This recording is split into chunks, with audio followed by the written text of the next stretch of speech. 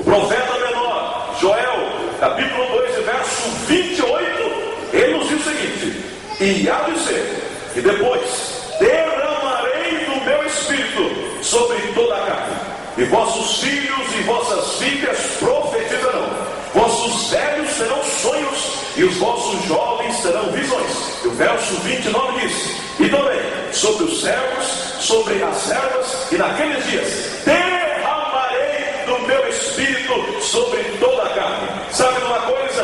Antigamente, ser cheio do espírito era um privilégio de alguns povos. Eram os profetas, os sacerdotes, os reis. Mas então Deus levanta um profeta menor, chamado Joel, para dar uma promessa para a igreja do século 21. Agora pode ser grande, pode ser pequeno, pode ser senhor, pode ser servo, pode ter dinheiro, pode não ter, pode ser bonito, pode ser feio, pode morar no centro do sítio, pode morar lá no bairro. Sabe uma coisa? A promessa para você nessa noite: você pode ser cheio da presença do Espírito Santo em nome de Jesus. Não importa a conta bancária, não importa o cartão bancário, não importa se tem um nome, se tem legado, se tem história, se tem faculdade, se não tem.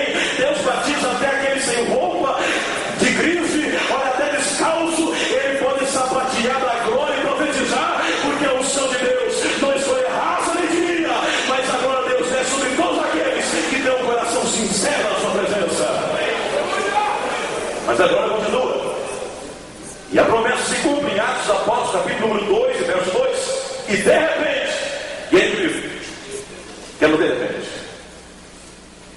Deus não precisa de uma cronologia para operar, né? Deus não precisa de um roteiro. Deus não precisa de formas humanas, nem de paradigmas. Deus age no de repente. Você entrou aqui nesta noite à procura de uma palavra para a sua alma. Você veio sedento para encontrar a água viva.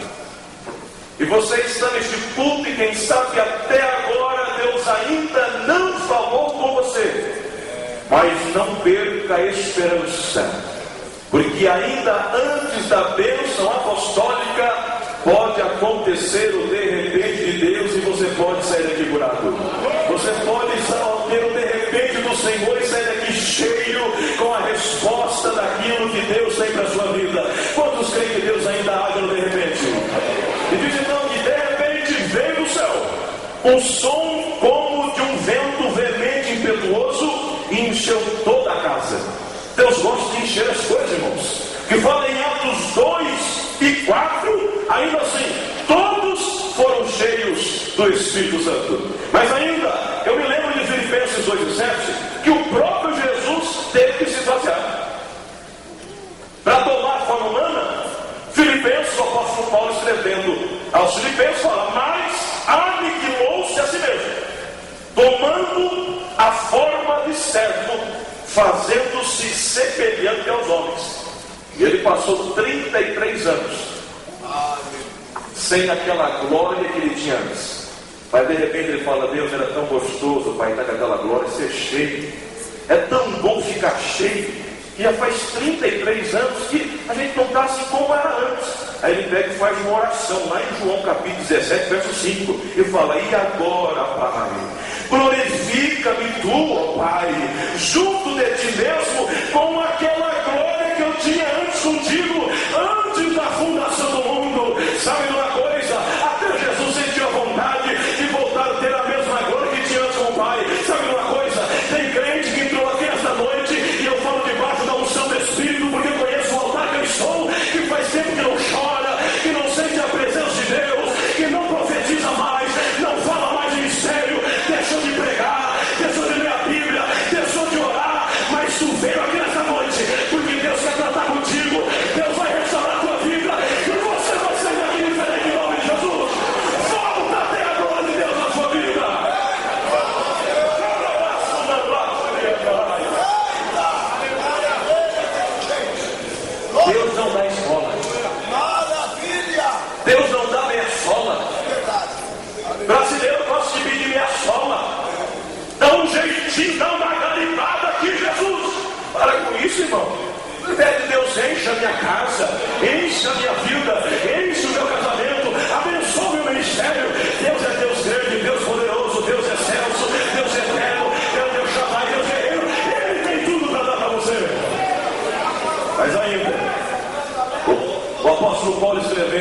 aos Efésios, dá uma ordem direta, dizendo a todos nós: não vos embriagueis com vinho, ao qual há dissensão, mas enchei-vos do Espírito.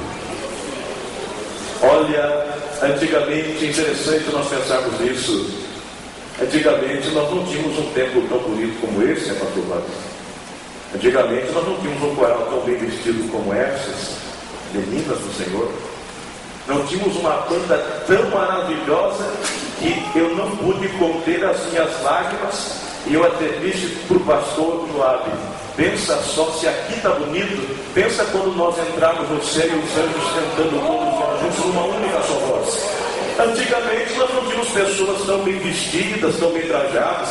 Antigamente não precisava deixar o carro no estacionamento, porque não se tinha carro. Vinha de a pé, de chinela, vinha de mula, de cavalo, de bicicleta. Era assim mesmo que o povo vinha, às vezes até sem nada. Mas quando chegava no culto, o culto, olha, poderia não ter violão, não ter uma sanfona, um microfone júri, mas tem uma coisa: eles saíam cheios da presença do Espírito Santo em sua vida.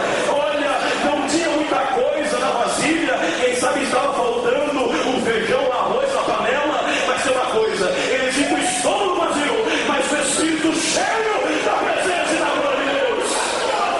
E eu me lembro ainda do pastor William Joseph Simon, em 1906, na rua Susa 312, aonde o Senhor falou: é a hora de encher de novo. Olha, de vez em quando Deus desce e enche, porque alguns crentes não investem em cheio, assim vai perdendo.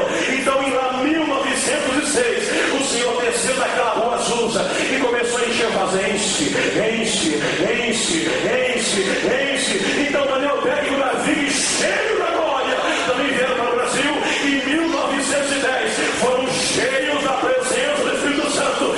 Mas em 1911, a primeira irmã batizada do Espírito Santo, a irmã Celina Martins de Albuquerque, passou de uma lata vazia para ser uma lata cheia, um vaso cheio da presença e da unção do Espírito Santo. Com todo carinho, com esse rosto de crente, cheio do Espírito, pergunta para o seu irmão: isso é pedagógico? Você está cheio da presença?